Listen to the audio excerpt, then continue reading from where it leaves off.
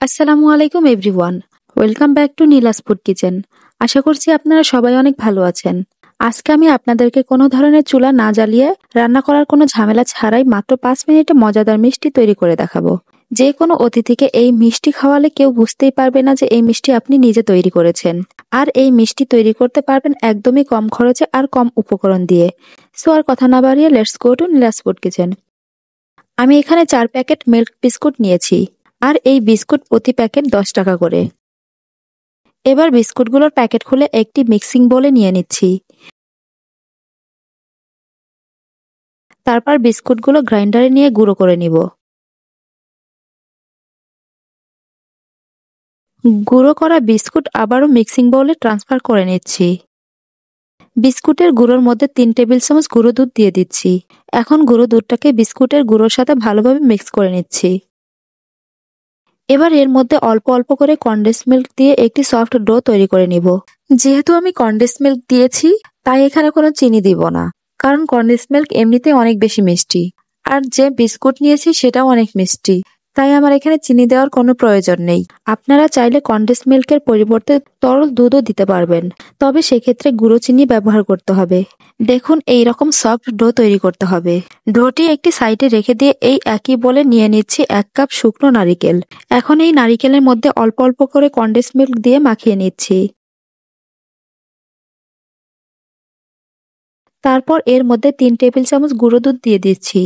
এবার একটি tight do তৈরি করে নিব। নারিকেলের ডোটিকে লম্বা শেপ করে নিচ্ছি। এখন এটিকে একটা সাইডে রেখে দিয়ে এখানে একটি বেকিং পেপার বিছিয়ে নিচ্ছি। এবার এই পেপারের উপরে বিস্কুটের ডো নিয়ে নিচ্ছি। তারপর বেলুন দিয়ে বেলে পাতলা করে নিচ্ছি। তবে বেশি পাতলা করা যাবে না, একটু মোটা রাখতে হবে। এবার হাত দিয়ে চেপে চেপে চারিপাশ সমান করে নিচ্ছি। এরপর এর উপরে নারিকেলের ডোটা দিয়ে দিচ্ছি। ডোটা ছোট হয়ে গিয়েছে, কোনো সমস্যা নেই, হাত দিয়ে চেপে চেপে লম্বা করে নিচ্ছি। এটিকে বিস্কুটের ডোয়ের সমান করে নিতে হবে। এখন এর মাঝখানে দিয়ে এটাকে রোল করে নিব।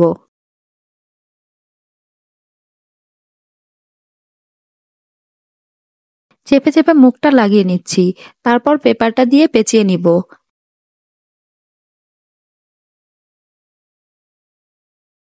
এখন এটি ফ্রিজে রেখে দেব 30 মিনিটের জন্য। ফিরে আসলাম 30 মিনিট পর। দেখুন, রোলটা ফ্রিজ থেকে বের করে নিয়ে এসেছি। এখন পেপারটা খুলে নিচ্ছি। তারপর এটিকে একটি ধারালো ছুরির সাহায্যে কেটে নিব। কাটার সময় ছুরির গায়ে লেগে গেলে ছুরিটা পরিষ্কার করে নিতে হবে। তারপর আবারও কাটতে হবে।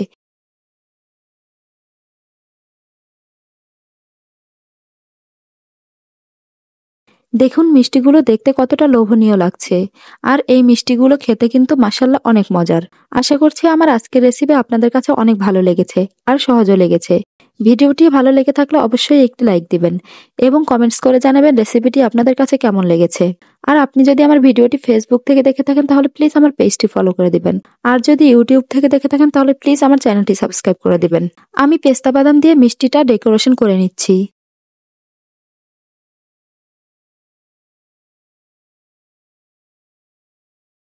এবার একটি মিষ্টি ভেঙে দেখিয়ে দিচ্ছি। দেখুন, এগুলো কিন্তু শক্ত হয়ে যায়নি, একদম সফট রয়েছে। তাহলে আজ এ পর্যন্তই। আবার দেখা হবে নতুন কোনো রেসিপি নিয়ে। সে পর্যন্ত সবাই ভালো থাকুন, সুস্থ থাকুন। আল্লাহ হাফেজ।